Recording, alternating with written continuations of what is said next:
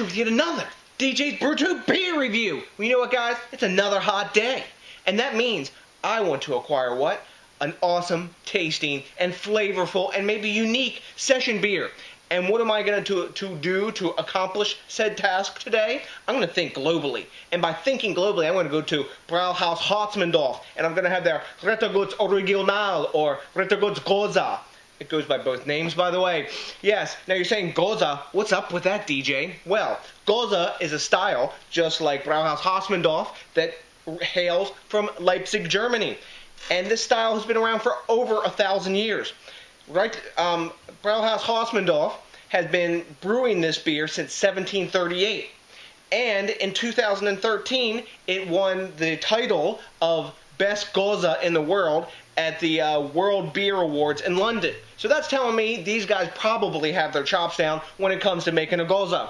This beer clocks in at 4.2% ABV. It's a year-round serving, and it averages between 4 and 15 IBUs. They don't say exactly, but that's the style range for a Gose, okay, of IBUs, that is. Now, for yeast, they're using German ale yeast, and for malts, they're using wheat and barley. Pretty traditional. But what they do to give Gose a bit of a twist, and also the reason that it doesn't comply to the Reinheitsgebot, and the style dates back before the Reinheitsgebot was instituted, is they put coriander and salt in this. Now, what they also do is they use a sour mash technique, like they do with like Grazers, and they put some lactobacillus in there. So we're going to have some tart, we're going to have some salty, we're going to have some coriander, and then we're going to have some wheat beer loveliness. So, I'm telling you, flapping my gums, I'm going to get the top popped on this bottle, get in the glass, and tell you what's up with the Ritterguts Gose in the appearance, in the aroma department, you know, all those fun things. Lovely collectible Ritterguts cap, or crown. And let's get this bad boy in the glass. Now, on the back of the bottle, the odd thing about this is it actually tells you to shake the beer gently to disturb the sediment. Unlike many beers that tell you if they have, lees or trub or sediment on the bottom, don't disturb it. These guys say specifically, wow, I can smell the coriander off the top of this bad boy from here. Anyways, they tell you specifically to disturb it. So that must mean they want you to mix the yummies up in the bottom of the bottle. Anyways, let's see what it looks like. I do that all the time anyway. It's a cloudy, sort of ruddy, brownish orange color with some like amber yellow hints coming through it. I can see plenty of active bubbles coming up off the bottom. We got about a half finger of super tight bubbles on a white head. When I swirl it, I can see the glass lacing already starting to cling on it, but there's no alcohol legs. I didn't expect it at 4.2% either, but really nice looking beer. It looks like a slightly darker wheat beer, Hefeweizen, okay? Which is kind of what it is, since it's a wheat malt base mainly.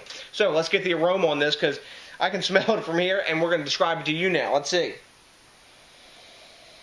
Wow, yeah. Up front, I'm getting a tart, salty aroma, almost like if you're by the ocean, and the foam that forms up on the waves that kind of gets that sort of like tart smell or sour smell to it almost when the waves are crashing in around some driftwood or something. It's kind of like that. It's got that like sort of sea air smell to it. After that, I'm getting like some bready sweetness. I'm getting a hint of the coriander in there, that sort of like fresh herbal kind of mintiness that comes off the coriander. Kind of like the smell that you get from like a green coriander pod.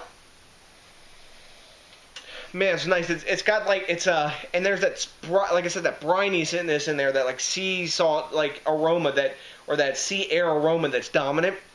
It's like that Hefeweizen, like you've taken a Hefeweizen and like collided it with a wave in the ocean or something like that. And it's because you're getting that like sort of wheat malt sweetness in there, that crackery, bready sweetness, mixed with like a floral hop note, and then the coriander and the sea salt is like more of the dominant aroma in the whole thing. Wow, it smells really tasty and refreshing. I'm ready to dive into this. Plus, let me say, like I said there before too, with that saltiness, there in the back end of the aroma on the saltiness is that tart. Wow, I'm diving in. I've had enough. Prost.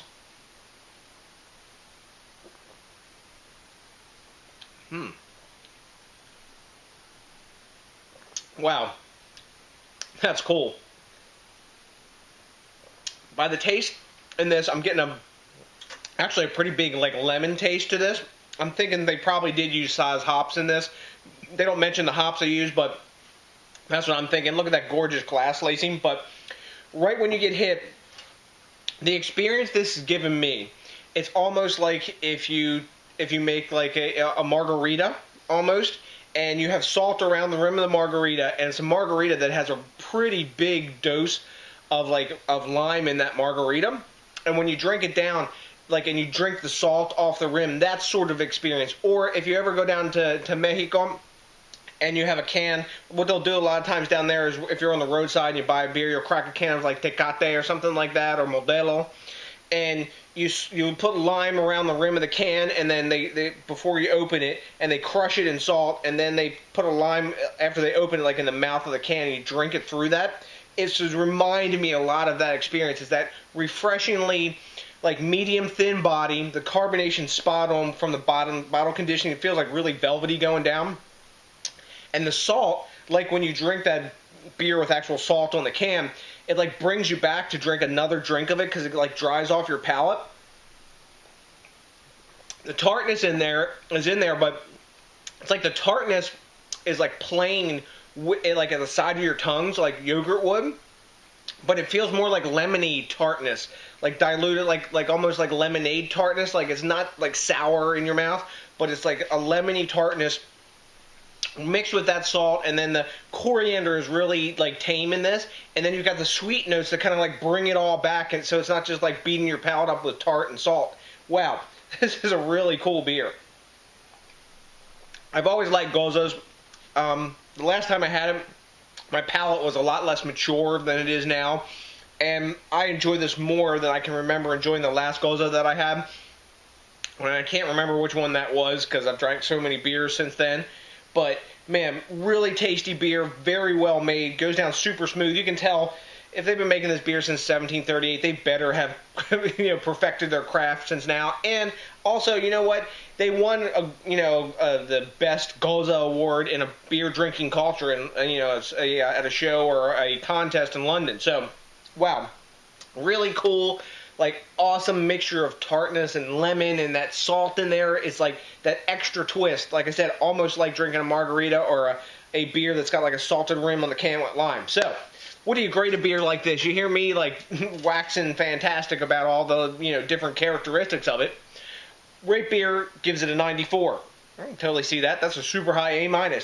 Beer Advocate gives it a 90. I'm going to give it an A. I'm going to give it a 95. For the style that it is, I really enjoyed this beer. And my brain is telling me that I have enjoyed this more than I have enjoyed any other Gose that I've had. I've had US-made ones, and also I've had German-made ones. And this one I'm liking the best. That's my particular palate.